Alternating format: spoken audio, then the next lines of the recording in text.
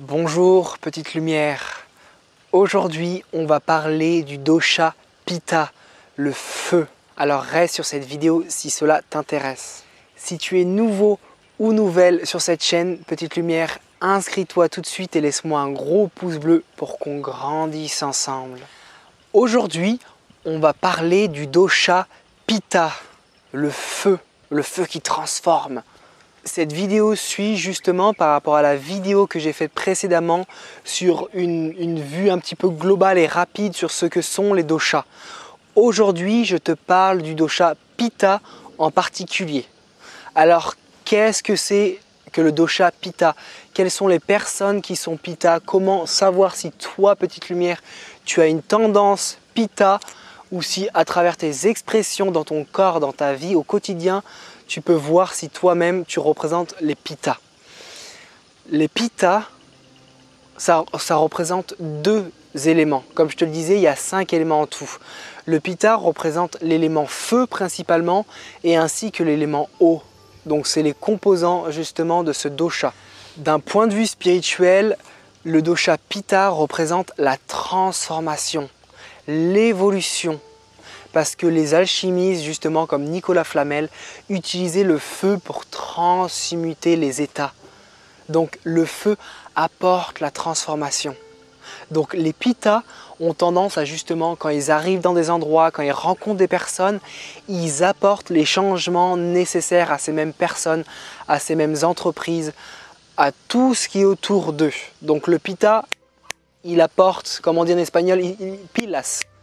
Il apporte ce changement, il apporte la transformation nécessaire à l'évolution des personnes qui se trouvent autour d'elles. Le Pitta également représente Manipura Chakra, le 3e chakra qui est basé justement sur le soleil, le yang puissant, l'ego, la puissance, la force, la volonté, la détermination. Donc le Pitta représente justement la vision au long terme. Le Pitta voit long terme. Le Pitta voit ambition, volonté, détermination, rigueur. Et il va mettre tout en place justement petit à petit pour arriver à ce même but. Pitta également va déclencher cette sensation forte et puissante de faim et de soif extrême. Tu sais, quand tu n'as pas mangé depuis quelques heures et que tu sens cette faim et cette soif très puissante en toi, et bien tout ça justement c'est la représentation de Pitta en toi. La couleur de peau, les odeurs corporelles et la vue est justement le sens qui représente le mieux Pitta, les yeux et la vue. Donc si toi aussi, petite lumière, tu représentes ces mêmes choses que je vais citer, tu as une prédominance Pitta. Si justement tu es extrêmement ambitieux, si tu veux absolument arriver à ton but, si tu veux absolument arriver là où tu veux aller, si tu as une vision à long terme, si tu as beaucoup de désir, d'ambition en général, alors ta prédominance est Pitta. Alors en Ayurveda, on dit aussi que chaque dosha s'exprime à travers des organes particuliers. Quels sont les organes qui sont généralement touchés ou qui s'expriment à travers le Pitta? Je vais te les donner tout de suite. Le foie, l'intestin grêle, l'estomac, les yeux, le pancréas, la lymphe, le système sanguin et les glandes sébacées. Alors comment physiquement, toi tu peux savoir si tu as une constitution ou pas Pitta? Les Pitta ont généralement une ossature moyenne, donc ce sont des os qui ne sont ni trop lourds ni trop légers. Ils ont généralement une musculature taillée avec des belles proportions. Ils ont également une peau relativement sensible à tendance grasse, avec un teint coloré et des yeux et des cheveux qui tendent vers le sombre. Généralement, les Pitta ont des couleurs sombres de peau, sombres des yeux, avec des couleurs et des cils très foncés. Avec également un regard profond et pénétrant. Très très profond, un regard qui est vraiment perçant, comme le regard de l'aigle. Ils ont également une voix très forte qui porte une voix prononcée.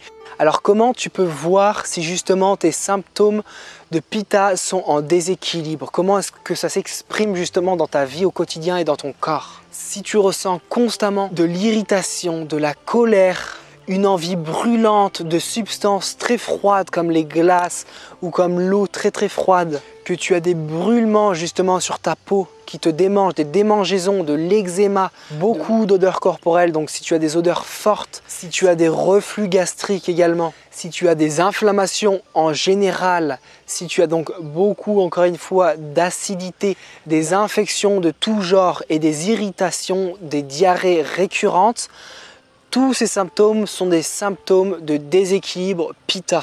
Alors tu vas me dire comment justement équilibrer tous ces symptômes de déséquilibre. Comment toi tu peux au quotidien utiliser des choses très simples que tu peux appliquer au quotidien pour améliorer ta vie et justement stabiliser ces symptômes de déséquilibre.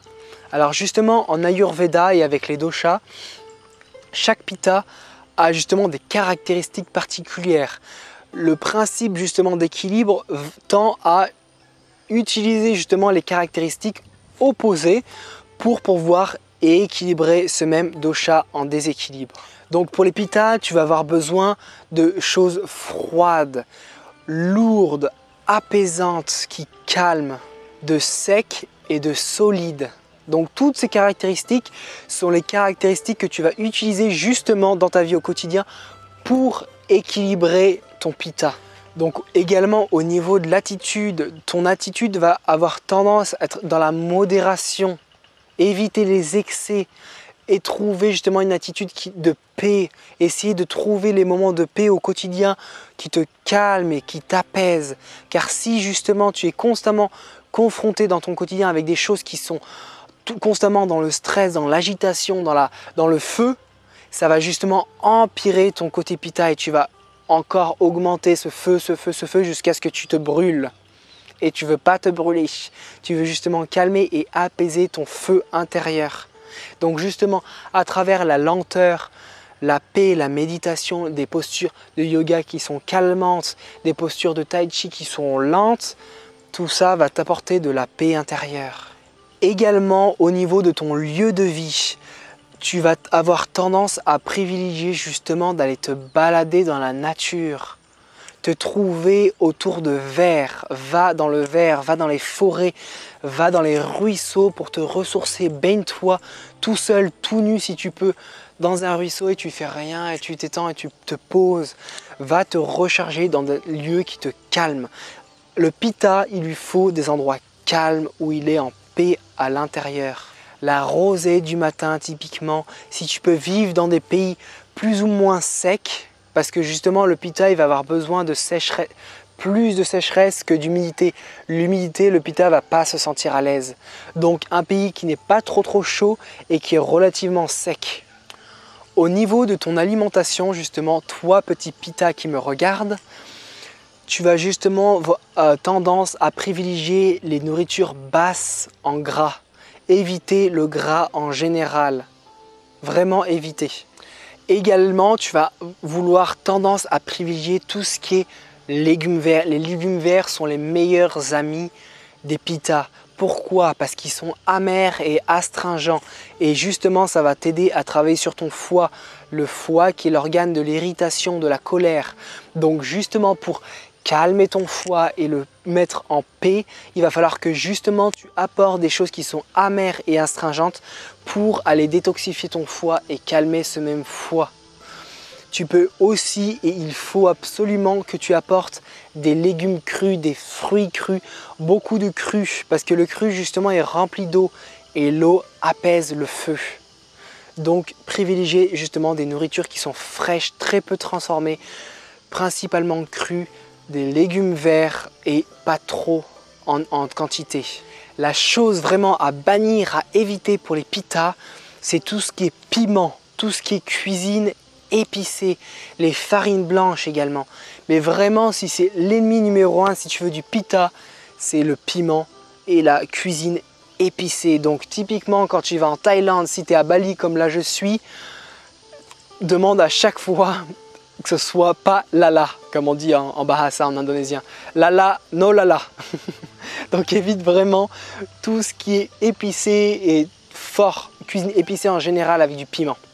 Alors justement, tu peux également utiliser des plantes en infusion, en décoction pour justement soutenir cet équilibre pitta. Tu vas pouvoir utiliser typiquement la prêle, l'ortie, le pissenlit, chardon-marie également, qui sont excellents pour soutenir ton foie, ton estomac, tes intestins, qui vont justement être parfaits pour libérer ce pitta, le calmer et l'apaiser. Donc justement, pour résumer un petit peu cette vidéo et ce dosha qui est le pitta, les pittas, vous allez avoir besoin de vous calmer, de bien respirer, d'assouplir vos pratiques, de prendre du temps de faire les choses, de ne pas faire les choses dans la bousculade. Prenez toujours votre temps, respirez bien, entourez-vous de nature qui vous apaise, de personnes qui vous apaisent. Donc vous allez avoir tendance à vous rapprocher des personnes qui sont plus kapha, plus terre, plus ancrées, qui vous calment. Donc vraiment les pittas, vous êtes le feu, vous êtes la transformation alchimique. C'est génial, vous pouvez apporter des choses, des transformations très très grandes de partout où vous allez. Mais si vous ne voulez pas vous brûler, apportez l'autre côté justement qui est nature, l'eau qui va beaucoup t'aider. Donc vraiment, et la nourriture très peu épicée. Une nourriture remplie de prana, saine, crue, avec des légumes verts. Tout ça, ça va t'équilibrer, ça va te remettre sur ton droit chemin pour réaliser la vie de tes rêves. J'espère que cette vidéo t'a plu, petite lumière. Donc aujourd'hui, c'est le premier dosha qu'on a traité. Je vais te faire donc Vata et Kapha également pour que tu puisses voir comment tu es.